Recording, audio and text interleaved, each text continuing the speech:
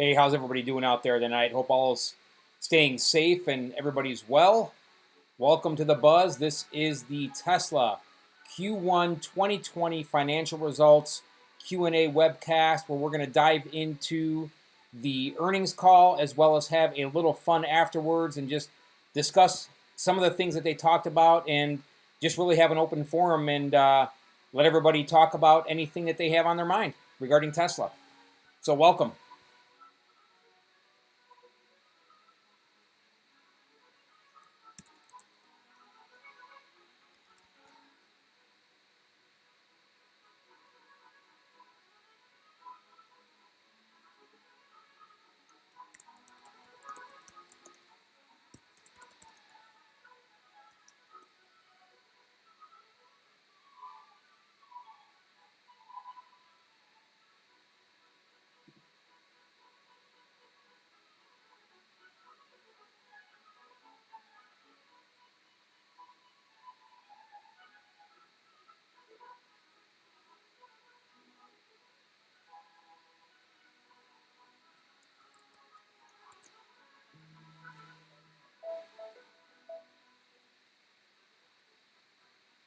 Hey, Dave. What's going on, brother? Yeah, so no, we're on them live. Just wanted to check, make sure everything is good.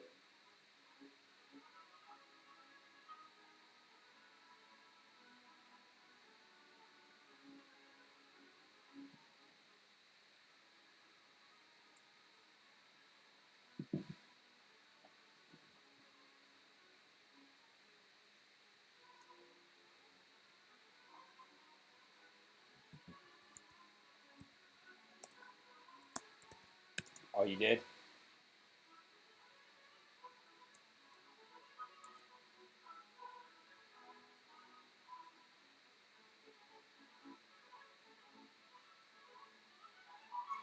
Okay, let me know. Let me know if you hear background music.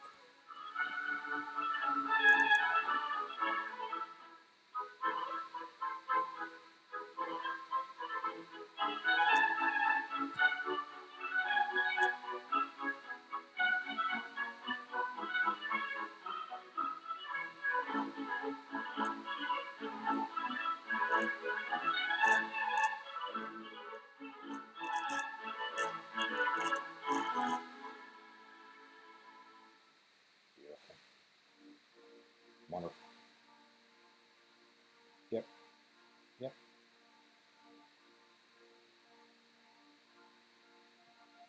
Hey, everybody. How's everybody doing tonight? Welcome to the Buzz. Tesla's Q1 2020 earnings call live. We're going to dive into the call after the webcast, so make sure you stick around for an open forum discussion.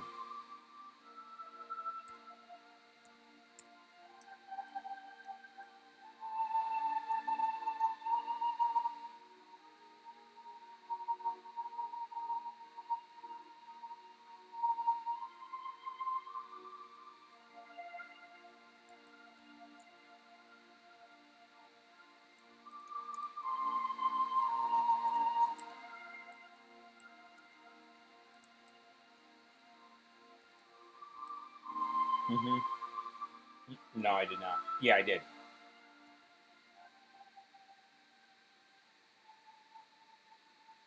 Okay. Beautiful.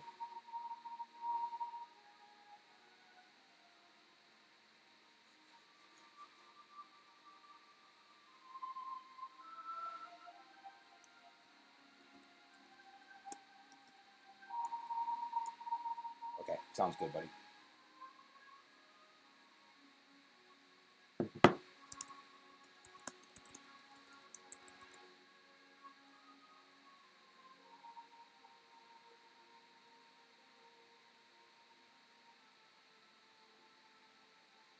Are you in the chat, Dave?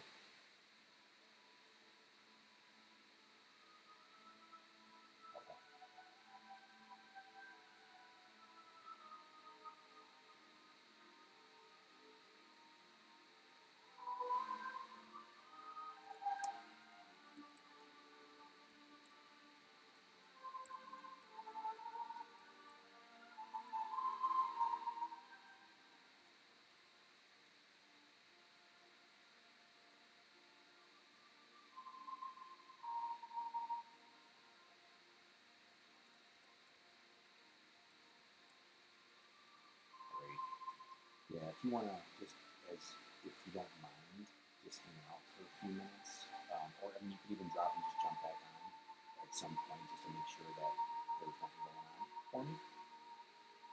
Cool. Thanks, Dave. I appreciate it, dude. You see that?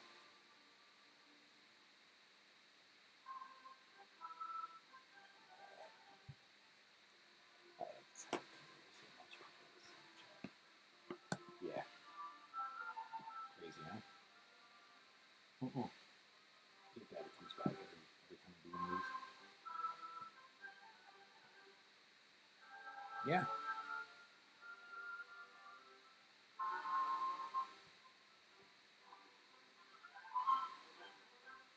All right, cool, bro. Thanks, Dave. I appreciate it.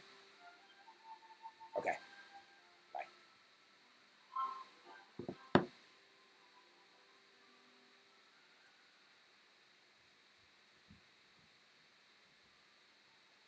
Hey, just wanted to welcome everybody to the Buzz and the Tesla Q1 2020 earnings call live. It's supposed to begin around 5:30. I do have a 30-second delay here on the live webcast, so just bear with me as we get through that. Not much I can do about it, but thank you all for joining today. And make sure you stick around after the call. We're just going to do an open forum discussion where we can talk about anything you guys want to Tesla related. And just go through some things about the call and anything else that's on your mind. So thanks, everybody. We truly appreciate it.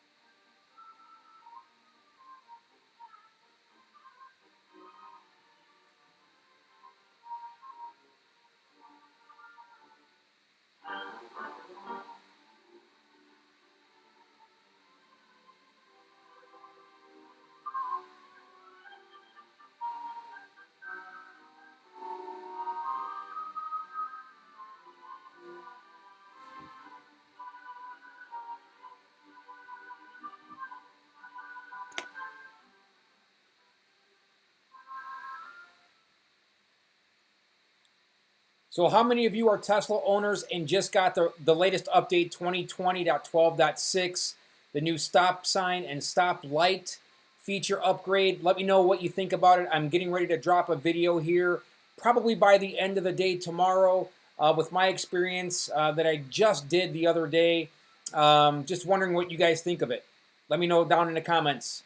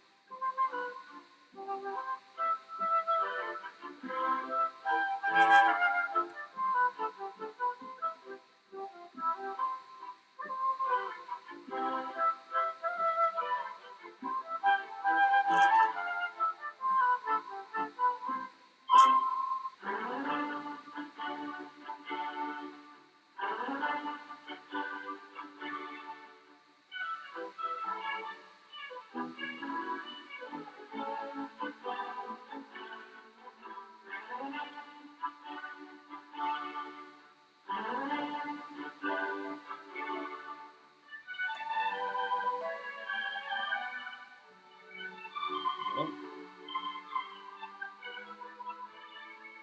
Perfect. Awesome. Appreciate it.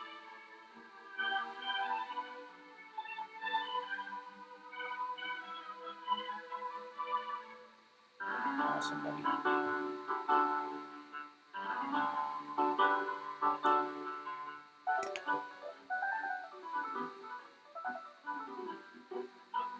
it's loud here. Not much more, but yeah. Okay, cool. Thanks, buddy.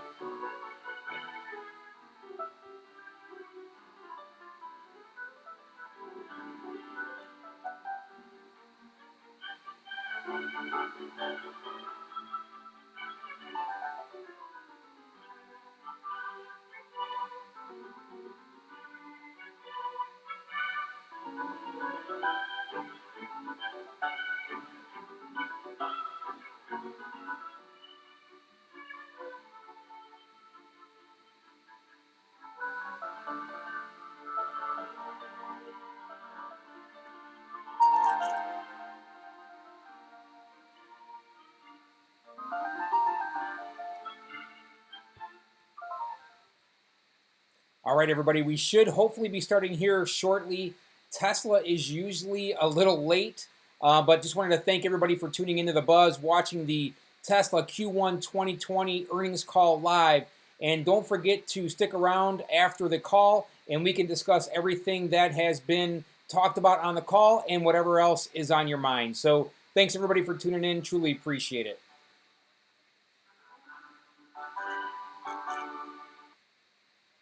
Ladies and gentlemen, today's conference is scheduled to begin shortly. Please continue to stand by. Thank you for your patience.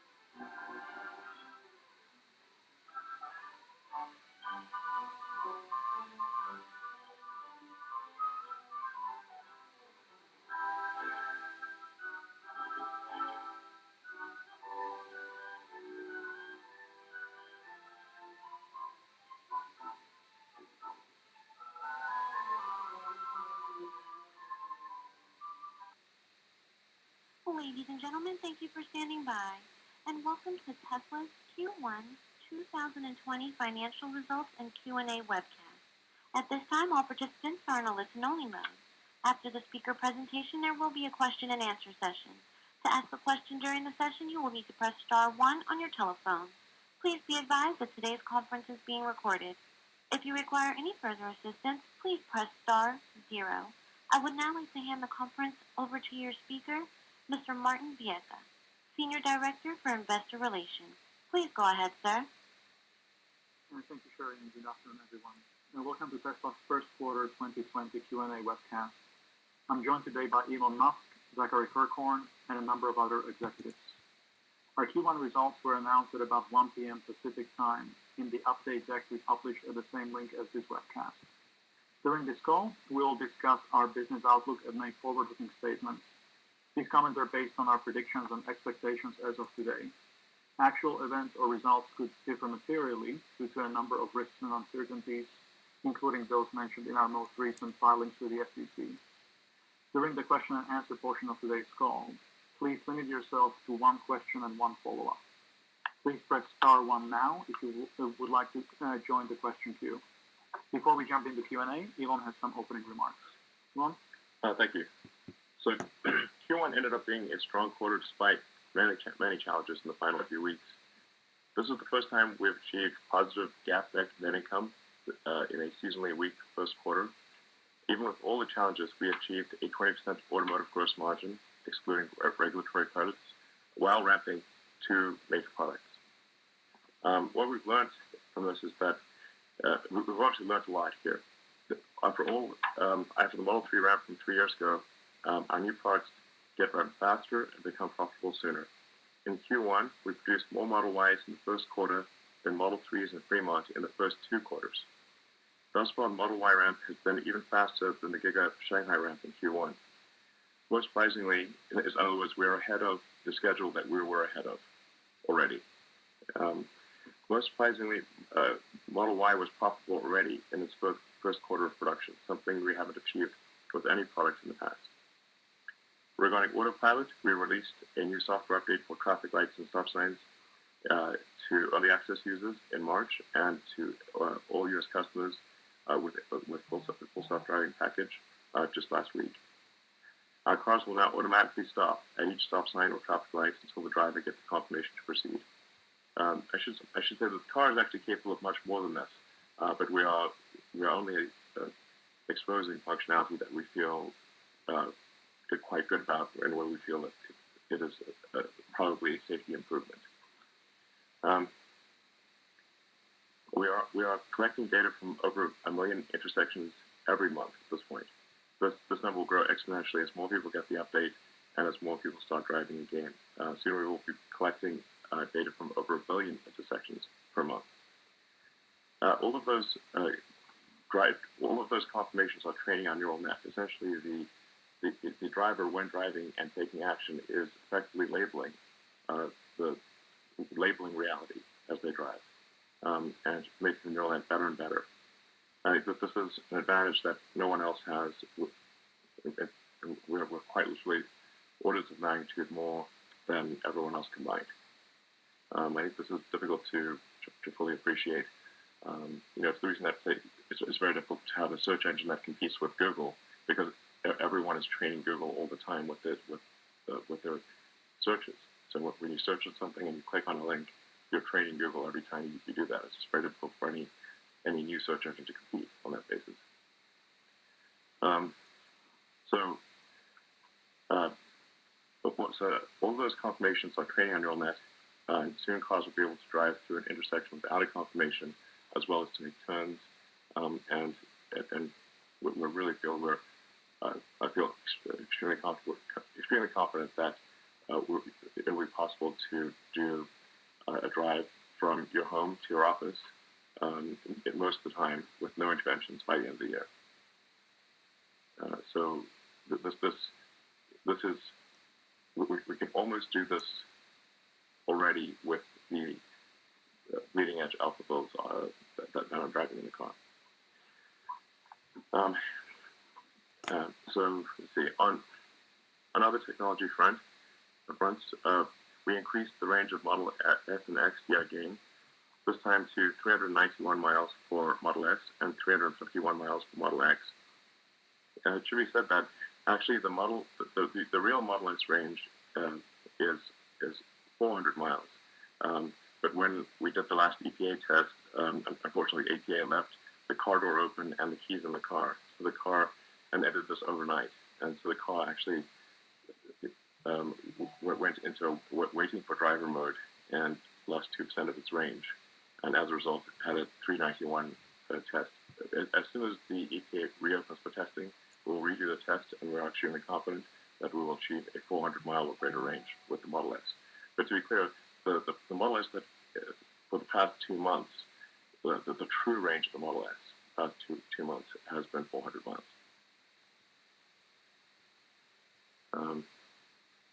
And of course, we're not stopping there. We'll always continue pushing for improved range over time and improving handling, acceleration, and all the little details that make Tesla special. For Model Y, we introduced the revolutionary two-piece rear underbody casting that we're going to be making a single-piece casting later this year, meaning that essentially the rear third of the body is cast as a single piece, which is no casting of this size of complexity has ever been done before. In fact, there isn't even anything that is on par with the two-piece casting for the Model Y. So we're really pushing the envelope on vehicle structural engineering and manufacturing. I'm very excited about this approach. It allows us to reduce the weight, the cost, and improve NVH. It's better in every way, essentially. For Model Y, we also introduced a revolutionary new heat pump, which allows the car to have a higher range. So the Model Y has remarkable range, on par with, in fact, slightly better than, I guess, the Model 3. And despite being a bigger car that weighs more. And the heat pump is a key contributor to that. It is especially excellent at low temperature driving. So, and the feedback we're getting from customers who have received the Model Y thus far has been universally positive. We're confident this product will be our best-selling product ever. So, in conclusion, and just to looking for, I guess this is a forward-looking statement. We are absolutely continuing our Model Y capacity expansion at full speed at both Giga Berlin and Giga Shanghai, and here in Fremont when they will let us continue. Localized production in China and in Europe will bring the cost down, making our parts even more competitive over time. While many other companies are cutting back on investment, we are doing the opposite. We are absolutely pedal to the metal on new products and expanding the company. And we're really looking forward to being in sometime next year a truly global manufacturer with major factories in North America, China, and Europe, and a capacity of well over 1 million units a year. So there's a tremendous amount to look forward to, and we can't wait to tell you what's going to happen. Thank you. Thank you. And now to Zach's opening remarks. Yeah, thanks, Martin, and thanks, Elon. I'm very proud of the accomplishments of the Tesla team this past quarter. A few things to highlight and add to what Elon just mentioned. We successfully launched, ramped, and demonstrated profitability of the Model Y, as Elon mentioned, significantly ahead of schedule. And this is our second large-scale product launch since Model 3 in 2017, and it's evidence to the progress we've made on cost control and ramp efficiency. It's hard to understate the significance of demonstrating profitability of this program in its first quarter of production. Our Shanghai Model 3 margins improved dramatically since Q4 of last year, nearing equivalence of Model 3s built in Fremont. This is despite not yet running at full capacity while also managing through the production shutdown in early February. We also announced a long-range and performance variant of Model 3 for our roadmap, which will positively impact ASPs in China.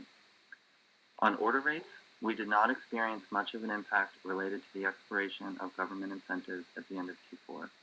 In fact, we exited the quarter with our highest ever backlog yet again. Aided by these accomplishments, we were able to achieve our first ever Q1 profit.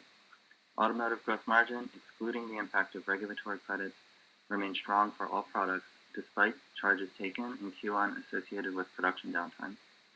We continue to make progress on OpEx efficiency as well as our service and other margins. Our energy business was impacted as well by shutdown activities in Q1, limiting deployments. We also experienced expected launch inefficiencies associated with our third version of the solar roof, which impacted overall profitability. As I've noted before, we expect regulatory credit sales, which are credits we sell to other car makers, to generally increase with time. This can be seen by the increase from Q1 relative to Q4. And note that most of the credit revenue did not contribute to cash in Q1, and it's reflected in the accounts receivable on the balance sheet. Our free cash flows were impacted by the temporary increase in end-of-quarter inventory for all our products, resulting from the abrupt suspension of production and delivery operations. Had these interruptions not occurred, we were pacing towards a record quarter of deliveries and strong free cash flows. As Elon mentioned, it is extremely important that we remain on track to achieve our long-term plans and technology roadmap. We are taking the near-term actions required to continue those investments. Model Y in Shanghai and Berlin are proceeding as planned, and we're making progress on improving capacity for Model Y in Fremont and Model 3 in Shanghai. In the near term, our Shanghai factory remains operational, contributing an increasing level of cash flows and profitability to the company. In Fremont, we're working towards restarting production as soon as that's possible. We are also continuing to deliver cars that we were unable to deliver at the end of the first quarter. Our vehicle inventory balance increased by 14,000 units at the end of Q1, which was a headwind to free cash flows in Q1, but is helpful in Q2. Note that one of the most important aspects of Model Y in Fremont and Model 3 in Shanghai is the dramatically improved cash conversion cycle by locally producing and delivering vehicles. While sales and delivery operations have paused in many areas of the world, we are still receiving many online orders, despite inability for our customers to experience the products prior to ordering. However, unavoidably, the extended shutdown in Fremont will have an impact on our near-term financial performance, and we will need to work through how quickly we'll be able to ramp production to prior levels. More broadly, we remain focused on ensuring our cash flows are managed appropriately. Working capital management, in particular raw material inventory, is the single most important lever in managing our cash flows during this time. The Tesla team has done a great job here. We've also taken actions to eliminate or reduce non-critical expenses and optional investments, while continuing to drive efficiencies throughout the business. Overall, we've modeled many scenarios into 2021 and remain comfortable that we have sufficient liquidity to proceed fully with our most important long-term investments. It's important to note that Tesla remains an extremely agile and dynamic company, and this is aided by the substantial work we've done over the last year to improve our cost efficiency and productivity. And we have the ability to quickly adjust our spending and planning as required. So thank you again to the Tesla team for success in Q1, and we will turn to questions. Thank you very much. So we'll take the first questions from institutional investors compiled by Safe Technologies. The first question from institutional investor is, most Tesla owners have yet to purchase or experience FSD, despite most vehicles having all the necessary hardware. What levers could you pull to accelerate adoption and deepen your data advantage? For example, could you consider offering FSD as a premium subscription? I think we will offer Full Self-Driving as a subscription service, but it will be probably towards the end of this year. I should say it will still make sense as to buy FSD as an option. As in our view, buying FSD is an investment in the future, and we're confident that it is an investment that will pay off to the consumer, to the benefit of the consumer. And in my opinion, buying the FSD option is something people will not regret doing. I agree, and financially rolling the upfront purchase of the FSD option into a loan in the vehicle or a lease will be the least expensive way on a monthly basis to own. Plus, you preserve the option value of increased value with time. Yeah. But we do understand that some customers who have ownership or have leased their vehicles did not purchase that option upfront, and so this will enable those customers to spread out the cost of ownership of FSD or subscription over time. Yeah, absolutely. I should mention, like at a high level, our overall goal is to maximize the area under the curve of customer happiness. That is our goal, and we think that that's the kind of thing that all companies should try to do, and it's what results in long-term value creation, and loyalty begets loyalty. So our goal is always really to do the best thing for the customers, and we're confident that if we behave like that, then customers in turn will behave the same way to us. Thank you. The second question from investors is, China recently announced changes to its NEV subsidy program that disqualifies Tesla vehicles from benefiting from the subsidies. To what extent is there room for Tesla to lower manufacturing costs in China and pass those savings to buyers so they can qualify for the subsidy?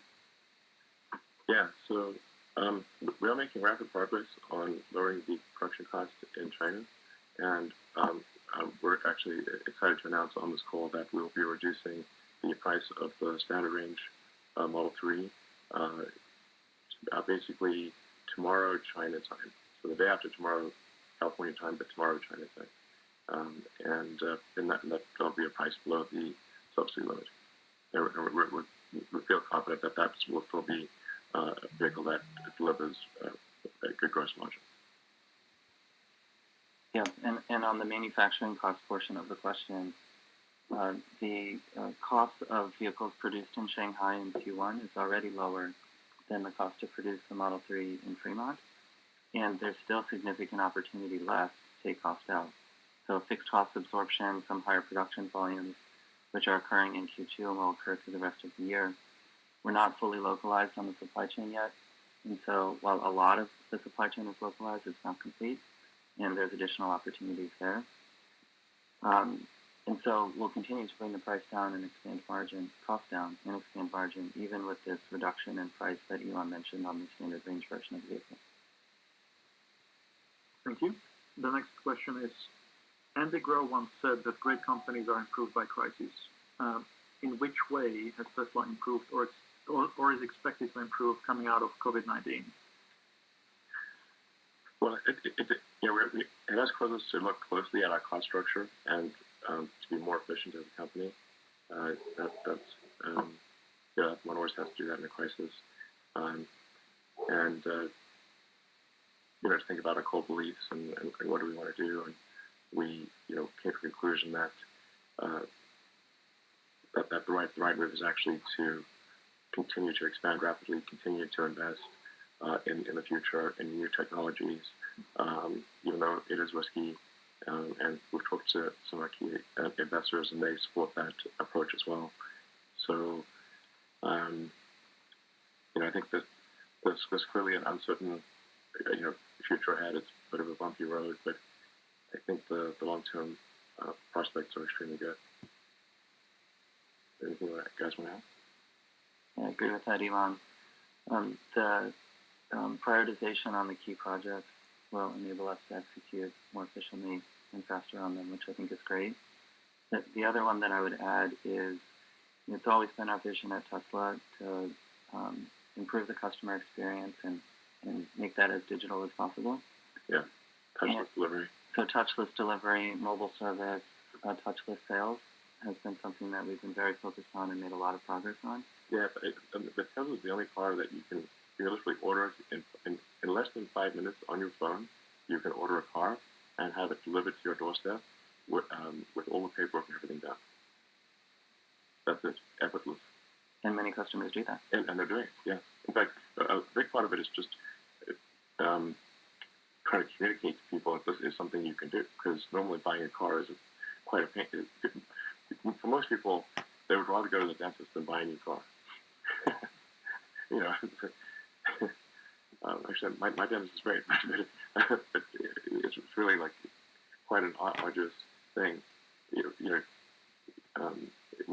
When the typical retail experience for buying a new car is more painful to people than having a root canal, then you have to say, well, and for Tesla, it is completely as easy as ordering something from the Apple App Store or ordering something on Amazon and just up to the car. Yeah. I mean, in 5 minutes, if you really went fast, I think you could order a car probably in 90 seconds. Thank you.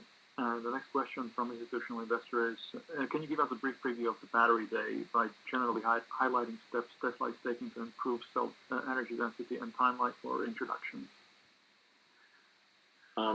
Yeah, actually, we're just, we don't want to preempt a Battery Day.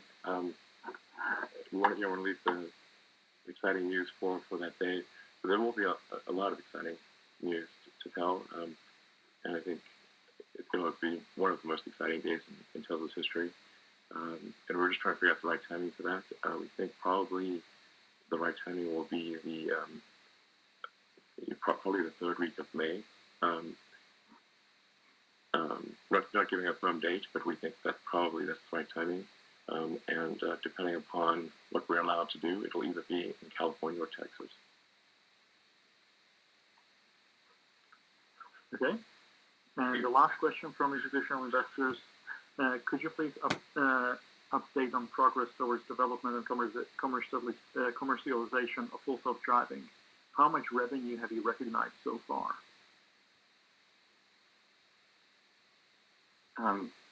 So just a couple of things on the financials for full self-driving. And so currently in North America, it's sold for $7,000 as an option. We take roughly half of that as revenue, and the other half of it goes into deferred revenue. That's associated with features that will be released with time. Our deferred revenue balance is continuing to grow, a little bit over $600 million. And so as we release features with time, at the end of every quarter, we take a look at what features have been released, associated value, and then we can release that from the deferred revenue into our financials for that quarter. And then cars going forward, once a feature is released, we can recognize that revenue. So we reduce the amount of deferral, and we can recognize that revenue within periods. So, I mean, this is one of what we think will be one of the most powerful gross margin levers with time as the feature suite is rolled out. Absolutely. There's also a tremendous amount of untapped potential in the fleet out there that could upgrade to turn on autopilot, basic autopilot, or full self-driving.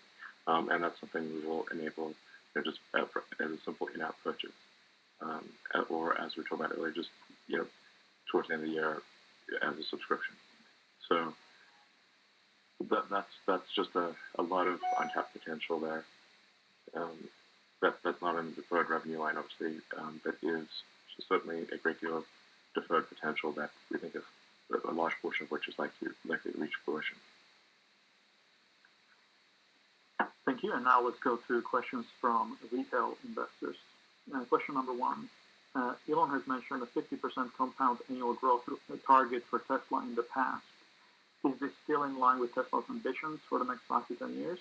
This would be 4 million vehicles in 2025 and more than 20 million vehicles in 2030. Is 40% a more realistic target? Well, it's always difficult to predict what the macro situation is going to be. I think very few people would have predicted, the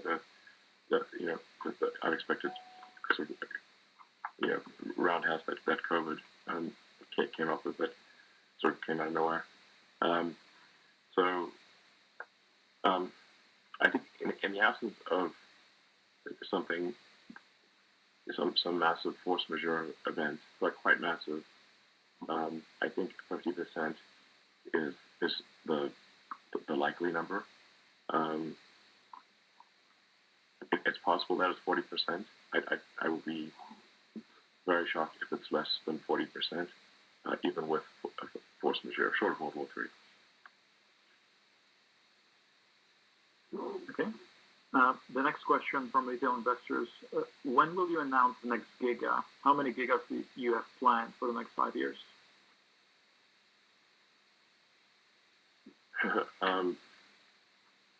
I think we'll announce the next Giga possibly as soon as a month. But we may announce this as soon as next month. There's not a prediction, it's just saying that could happen. It will certainly be within 3 months and possibly 1 month. And that would be in the US. So as for how many will be in 5 years, I don't know right now what that number would be. I guess several more than there are today, but I'm not sure what exactly it would be in 5 years, but some number more than today. I'll also add that our Gigas have gotten bigger. Yes. And arguably they start being called Terra. Yes. With multiple products as well. And so, the absolute number of gigafactories we may ultimately build might be less, but each one is larger. And that's under a belief that just significant efficiencies by having as much as possible and similar product lines under the same roof, and as much vertical integration as possible all in one facility. Yeah. Thank you. The next question is, can you give us an update on solar roof ramp? How many are you currently able to install per week? What is your installations per week's target for the end of 2021? We were actually gaining tremendous momentum with the solar roof before COVID, and COVID essentially shut us down, both from the ability to install and the ability to get permits. The permit offices were closed, and we were shelter in place all over the place. So you obviously cannot install if you can't get permits and you can't physically do it. It's physically impossible. So, but I think the long-term trend for solar roof is extremely good, and I'm confident that let's say within the next, year, or maybe even by end of year, we should be installing at a rate of 1,000 a week. That's not in the middle of winter or something. It's like taking seasonality, allowing for seasonality where it's hard to install on roofs that are covered in snow and ice. But like say spring, I think it's installing, which is the hard part. We actually have demonstrated the ability to hit 1,000 a week burst build rate for the solar glass roof already. So that's not a problem. It's building up the install team, building up the third-party channel installers, the roofing industry installers, and internally we want to have at least 1,000 solar roof install teams and taking a week or perhaps a little less than a week to do an install, which gets you 1,000 a week roof installations. We see demand is good, production is good, so it's really all about the install. And then like I said, also building the training the very diverse group of companies in the roofing industry to also install solar roof. That I think will allow us to scale far beyond 1,000 a week. We're also seeing a lot of interest outside of North America, so we do expect this to be a product that is international, and actually seeing a tremendous amount of interest from China on the solar roof. So we're confident this will be a very significant product for the company over time. Thank you. The next question is, can you elaborate on Tesla's plan to enter the residential and/or commercial HVAC market? Can you provide some basics of how your system will work? Will you consider the heat pump water heater market as well? Well, as I said on Twitter, I'm personally extremely excited to build a kick-ass HVAC system that also has sort of hospital-grade particle filtration, basically HEPA filtration that filters out viruses, bacteria, pollen, fungi, and also neutralizes acidic alkaline gases.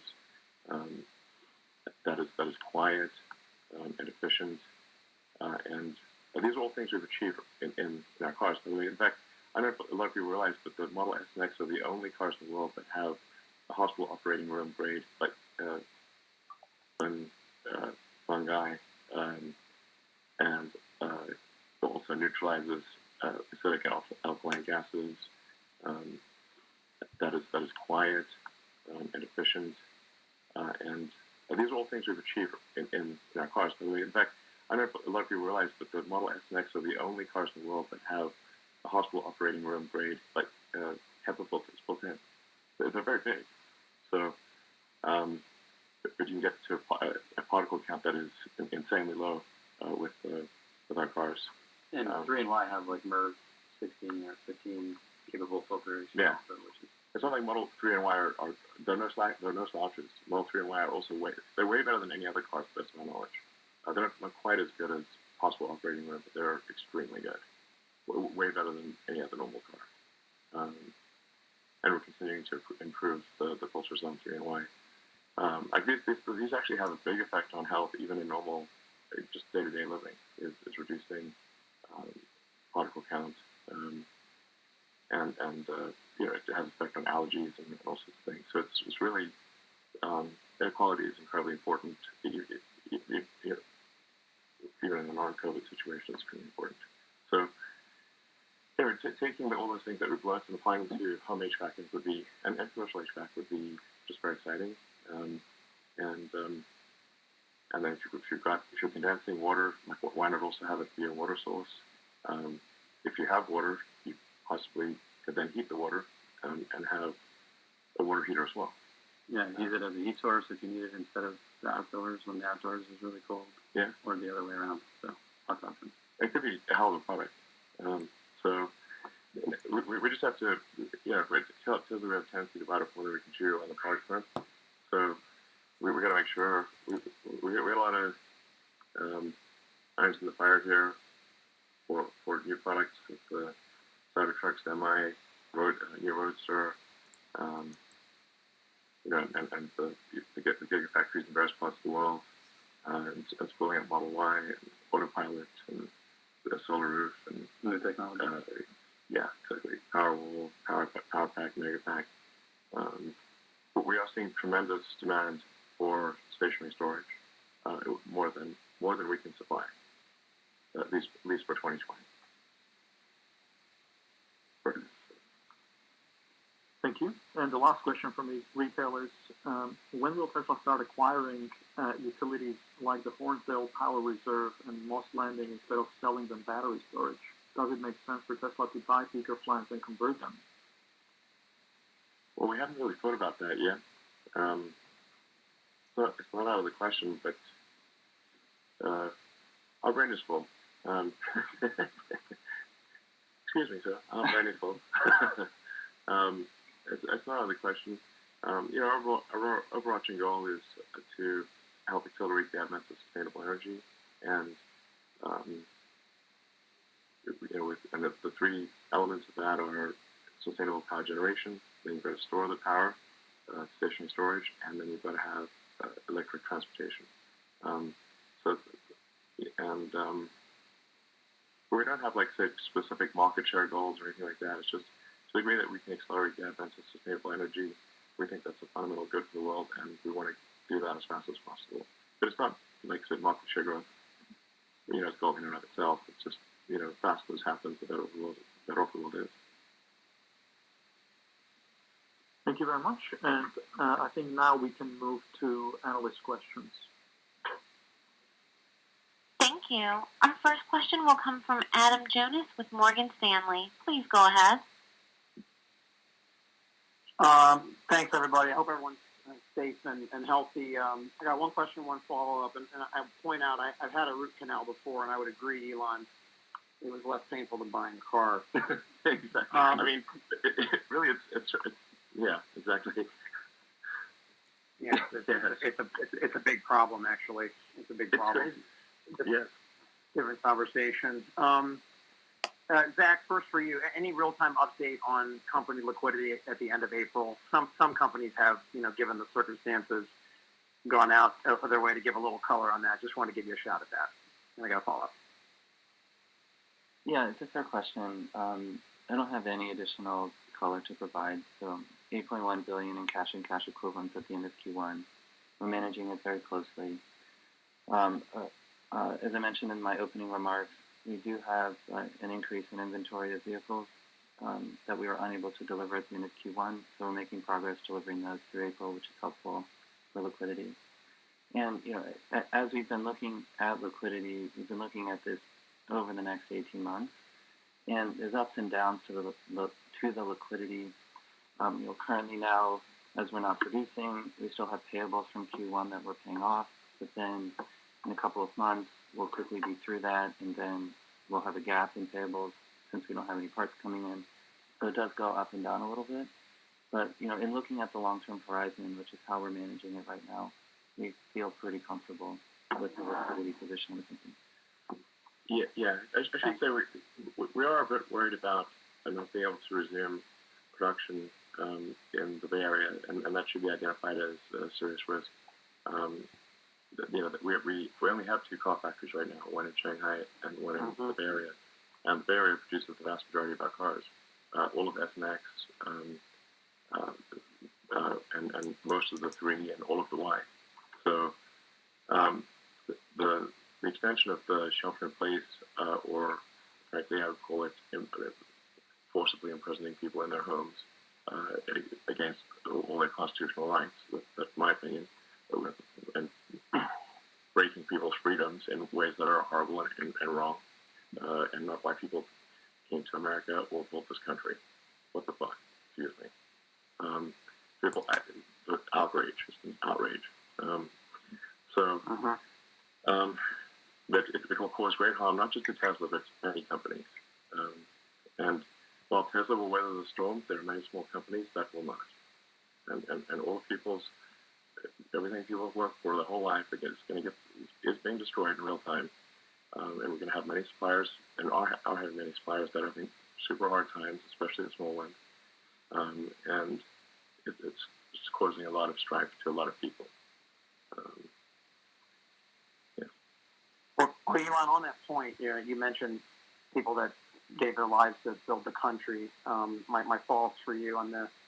There've been a lot of comparisons, drawn to the Save the U.S. economy to the early 1930s when Roosevelt began a series of New Deals and infrastructure projects, or post-World War II when Eisenhower launched the U.S. Highway Act and when JFK launched the Apollo program, which you could say was influenced by the Cold War, clearly, and you benefited from, and our space program benefited from. What would be your message to U.S. lawmakers on this call as we, in addition to your opinions on shelter in place, but, thinking longer term, your message to U.S. lawmakers coming out of the crisis, specifically around EV infrastructure and a chance to kind of, work with taxpayers to support sustainable transport and renewable energy. I'm wondering if you see this, as a chance to make the crisis and all the loss and lives lost not be in vain. Thanks. I think it's high time we invested in infrastructure in this country. We have a lot of crumbling highways and bridges, and frankly, when I visit China, I see their infrastructure as being much better than ours. It's great. Europe has better infrastructure. It's really quite sad. The U.S. infrastructure, especially sort of roads and highways, is where it is today. And our airports, in a lot of cases, are an embarrassment. And it's not just a question of money; it's a question of will. Sometimes we spend a lot of money on these things, but what do we gain for it?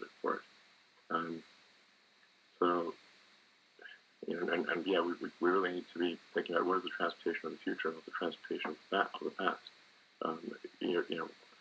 If this was 1920, do you want to be investing in steam engines or internal combustion engines? But, obviously, not steam engines. So, this is a time to think about the future, and also to ask, is it right to infringe upon people's rights, as what is happening right now? I think the people are going to be very angry about this and are very angry. It's like if somebody wants to stay in their house, that's great. They should be allowed to stay in their house, and they should not be compelled to leave. But to say that they cannot leave their house, and they will be arrested if they do, this is fascist. This is not democratic. This is not freedom. Give people back their goddamn freedom.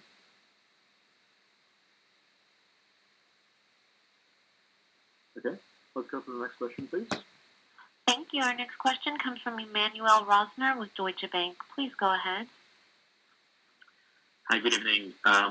Question on Model Y. I was hoping you can elaborate a little bit more on the drivers of how the gross margin is already positive at such low volume, How much of it is a function of the commonality with the Model 3? What other factors should we think about? And what does that mean for the Ampler for the eventual gross margin on Model Y? Yeah. Sure. A couple of thoughts there for why. The first is, it does carry a higher ASP. So on the revenue side, it carries a higher ASP than Model 3. And the deliveries that we started with were of the higher ASP versions of the cars. So we started with deliveries of performance initially. And so that helps create some of the margin. And that will come down with time as more variants are released and we have more of a steady state mix. But it's similar to the ASP trends that we had with Model 3 when we launched that product in Fremont 2 years ago. On the cost side, and I think you hit on a couple of the buckets, the commonality is huge. It's very important. And in addition to that, manufacturing processes are very similar to Model 3 as well. And so we've experienced with that both with Model 3 in Fremont and then as well in Shanghai. And it helps to have an existing factory with existing workforce and knowledge here as well. So the ecosystem to support and launch the product is there. There remain a lot of opportunities to continue to take costs out of the car. And the number of vehicles that we've built in the first quarter is quite limited relative to where we'll go. Yeah, it would take costs out of the car and make the product better. So it's not make the product worse. Any tool can take costs out of a car and make it worse. We want to take costs out of the car, figure out how to make it lighter and simpler, and so we want the car to just incrementally improve as well as incrementally get lower in cost. But for a 5-seater Model Y, we expect marginal cost of that car to be comparable to the Model 3 once we have reached say perhaps 10 or 20,000 units or something like that, and have gone.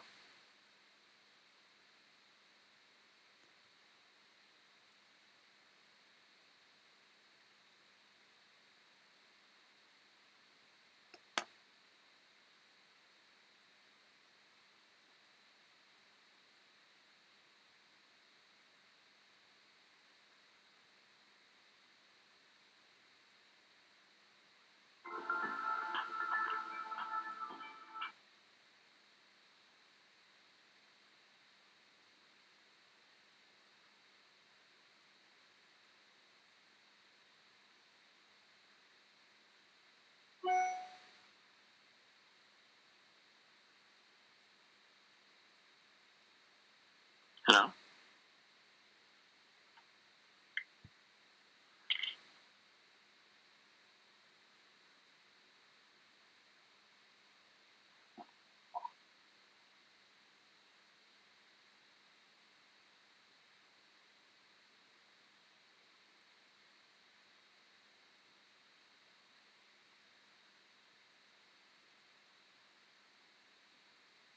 Ladies and gentlemen, please stand by. Your conference will resume momentarily. Thank you.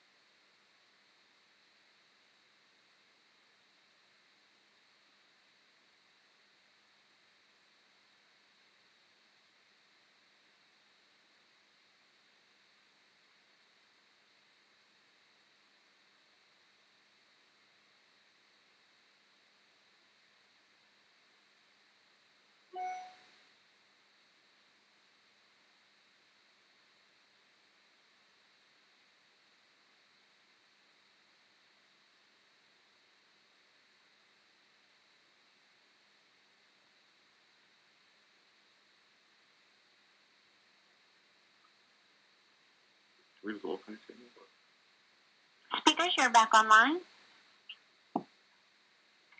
Hi, sorry, we got disconnected for some reason. What was the question again?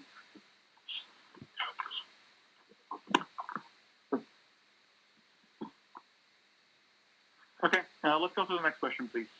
The next question comes from Ben Kallo with Baird. Please go ahead. Hey, thank you very much. Just wondering about the cell strategy. You know, in Reno, you have obviously integrated there, but you're buying cells. I think in Shanghai and what we think in Germany, and so how are you looking at that going forward? And then could you just talk about Mr. Mizuno and that board addition and kind of the process with adding him to the board? Thank you.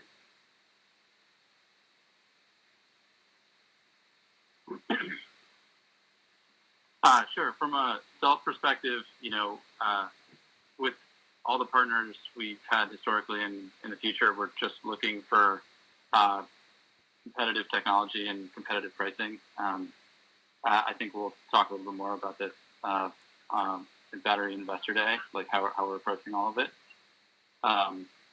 But yeah, I mean, we don't have like one model where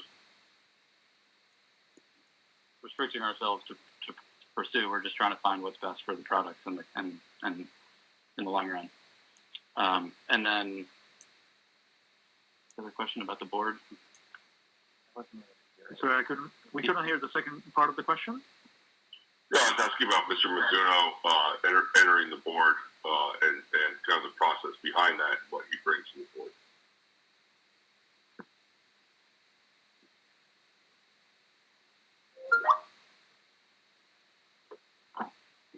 Oh, I think well, we all need a hero.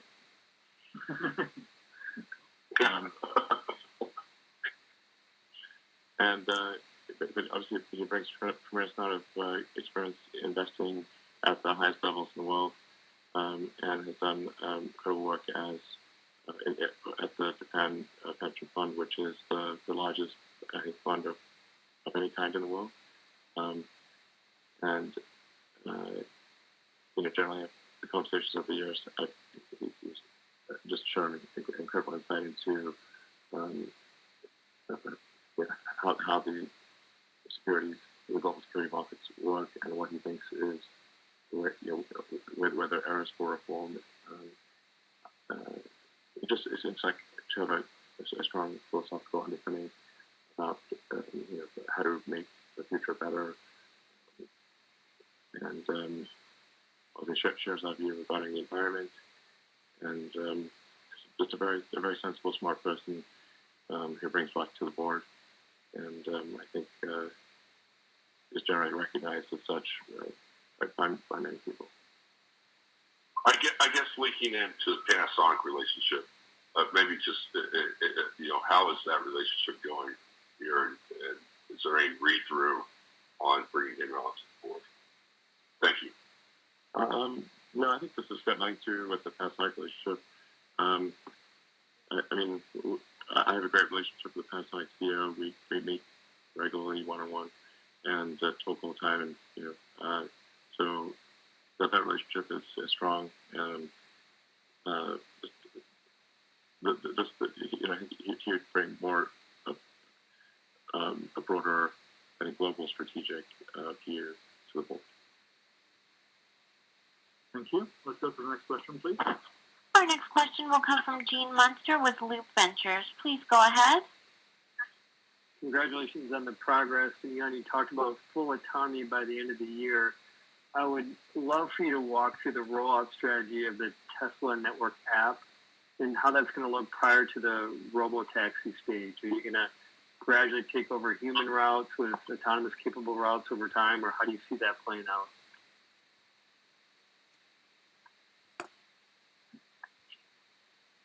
Well, it's pretty much going to play out as it has played out, which is we'll release more and more functionality. Before we release any functionality, it goes through extensive testing.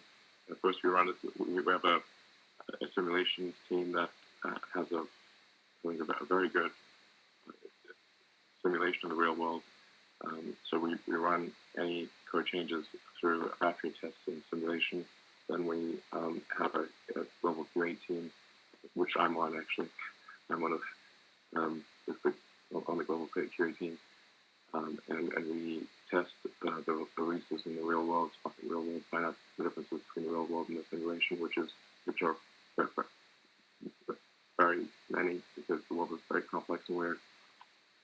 And then we release it to a small group of private beta testers within the company, then to a larger beta audience, including people outside the company, then to early access, Tesla owners, and then finally a broader release.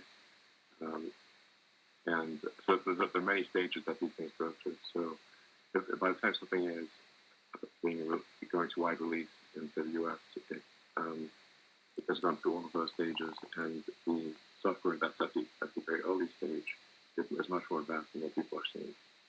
So, but it's just got to go through a very rigorous safety process.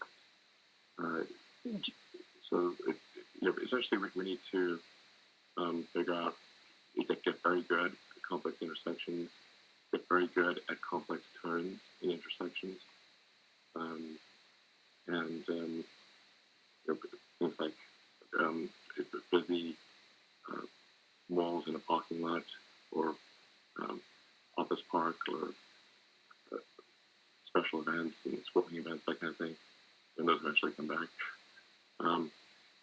But yeah, those are extra hard cases, but it's all tracking very well. I feel like the autopilot engineering team is we just have an extremely talented group, and I'm deeply involved with the team.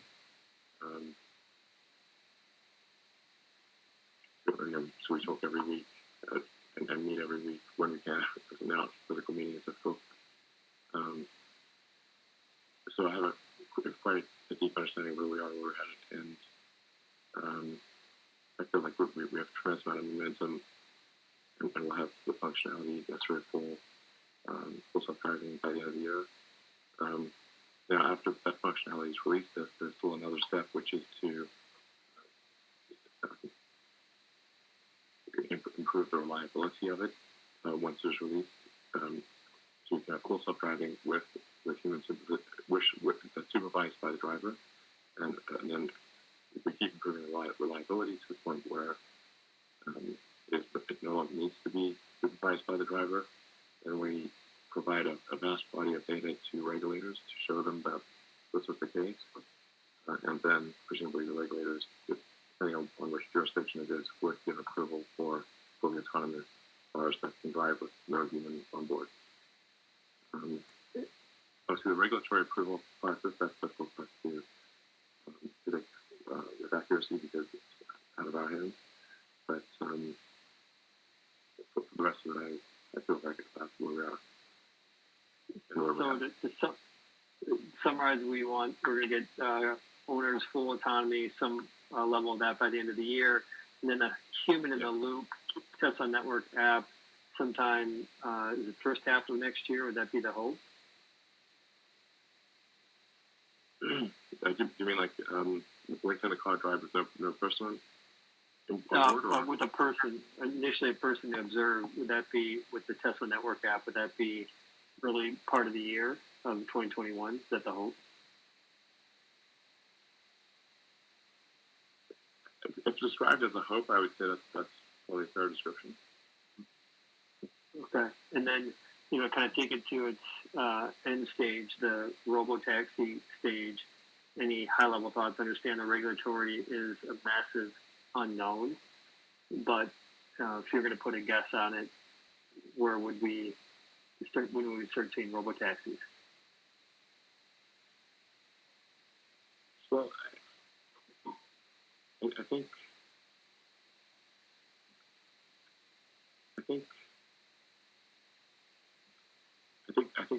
it's quite likely, in my view, again, could be wrong. I'm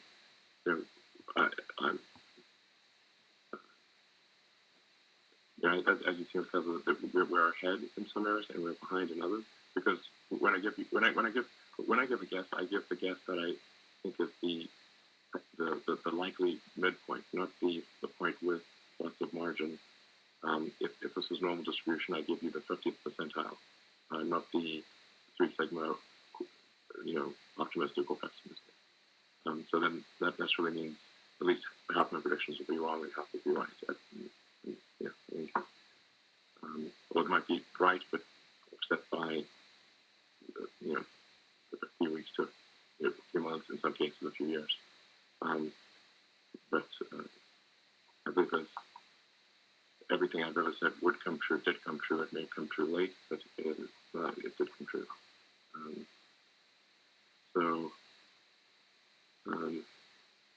Punctuality is not my strong suit, but I always come through in the end. So, I think we could see robotaxis in operation with network fleet next year. It's not in all markets, but in some. Thank you. And let's go to the last question, please. The last question will come from Pierre Ferrou with New Street. Please go ahead. Hey, thanks for taking my question. One on gross margin first, and your impressive performance in Q1. So there are 3 moving parts. The tailwind from credits, of course, the Model Y ramping, even if it broke even, it probably took average gross margin down. And of course, you had like Fremont being closed, shut down the last week of the quarter. It probably was the sort of an extra cost. And so when I looked at how gross margin evolved sequentially, excluding these 3 moving parts, I felt like your auto gross margin could have been up like a couple of points sequentially. So I wanted to check with you if that estimate would make sense. And then I will have a follow-up on energy storage. Thank you. Market improvement. Yeah, so the 3 things that you mentioned, it's a little bit of a hard time hearing the full question here because we're having a bit of network difficulty in the room. I'll do my best here. So when we look at margin, we do exclude credits, as you have, so I agree with that. Model Y ramping, bringing down overall gross margin, I agree with that as well. So it was lower than the overall average, and that will increase with time. And shutdown inefficiencies in both Shanghai and in Fremont also weighed on margin. And the Shanghai margin was below the average as well, even though it's increasing quickly and approaching Model 3, it still was below the average. And so I think the sentiment of your question was, if you were to remove those factors, was there a sequential increase in gross margin? I haven't specifically calculated that, but I think your intuition is right. We saw strength in gross margin across the board, as I mentioned, and in particular, FNX gross margins continue to improve, despite slightly lower volumes there and higher fixed cost amortization. So there's good progress happening both on the ASP side and the cost reduction side for our products in production. And I think this also lends itself to the power of the gross profit contribution to the company once we get through these ramp inefficiencies, we get Fremont up and running again, we increase capacity so we can spread out fixed costs and continue to execute on cost reductions on our products. We feel very optimistic about that path going forward. Thanks. And I had a quick follow-up on energy storage, if you can hear me well. I think, I can't remember, I think from the very first days I heard you on the calls, you've always mentioned that demand for energy storage is always outstripping supply, and you have more orders than you can meet. And so I'm kind of thinking there should be an inflection point in that business at some point, and it's going to be driven by your ability to add much more manufacturing capacity, like battery manufacturing capacity. And at a high level, how are you thinking about that inflection point in terms of timeline?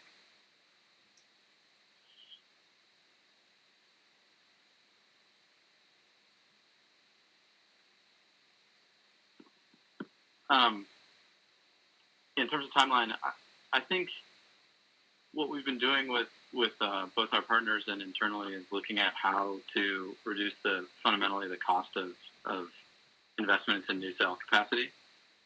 Because when you look at a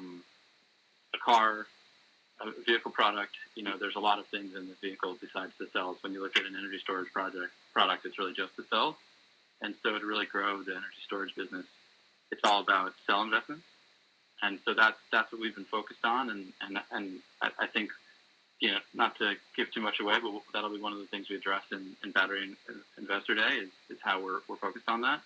And when we have that in the place we want, it'll be a lot easier to scale that business.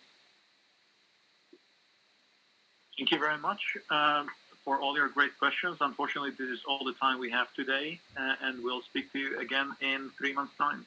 Thank you very much, and have a good day.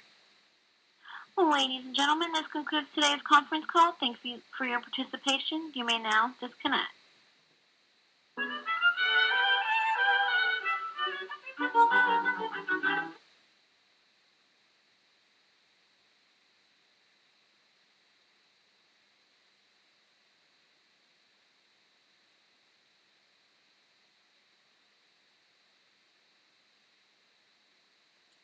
Well, so everybody, there you have it. That is the Q1 call.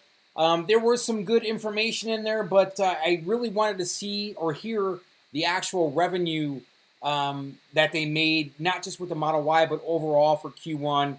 And we didn't get that, but I'm sure there's a document out there floating around that I will go ahead and post out here once this video hits YouTube to share that with you guys so you can see it. But just wanted to say thanks again for tuning in. I truly appreciate it.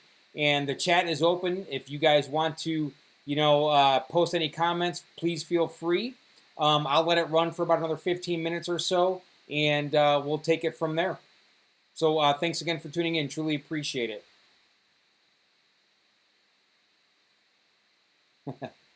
Callie, always great to see you, man.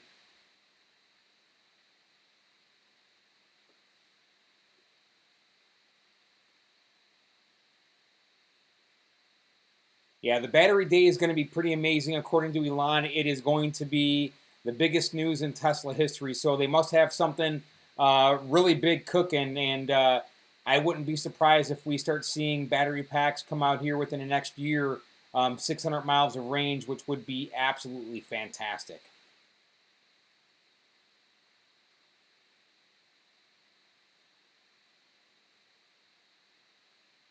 Thank you. I appreciate it, man. My pleasure.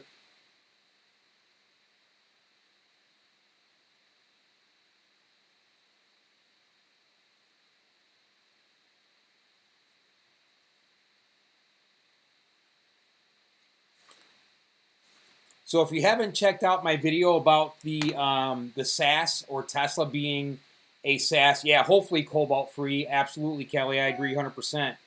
If you haven't seen the video about me talking about Tesla being a SaaS or a software as a service provider, go back and check it out because I went into some financial details there about what they could be potentially making if they were to do that with just a small portion of the fleet that they currently have, for those who didn't opt into some of those features like full self-driving and other things. So, we have the acceleration boost for $2,000. There's just going to be some features that they're going to continue to add as it relates to that. So it's going to be really interesting to see where they are a year from now as it relates to software as a service.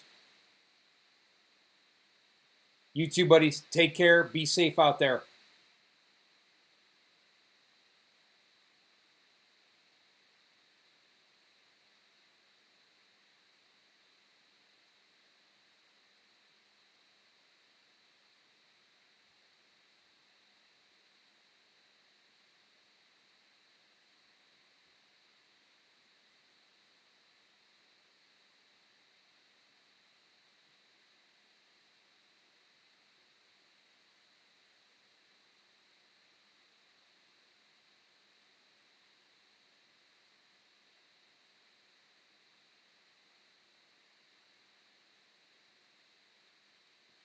All right, so it looks like the room's getting a little bit smaller, and I do apologize. We usually have a ton of people in the room. It just must have been one of those nights where everybody was busy. I see a couple people popping back in, but keep it here for another minute or two. And, yeah, comment down below. What did you guys think about the call? Not a ton of information, some. Battery Day, third week of May, potentially in California or Texas. Again, that's going to be a big day for Tesla. What else do we have here?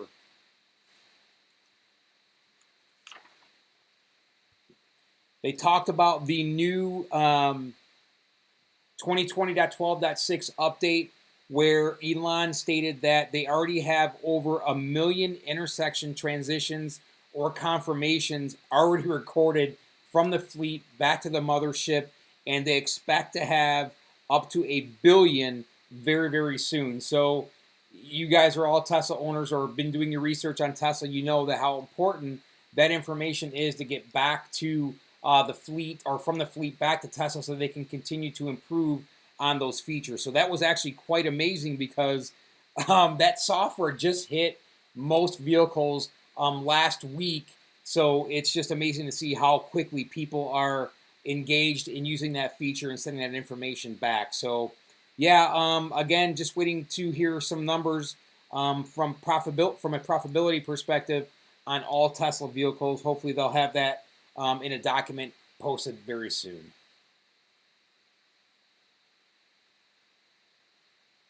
All right, Kelly, you take care of yourself, man. Always good to see you on the chat. Truly appreciate your time. Take care of yourself.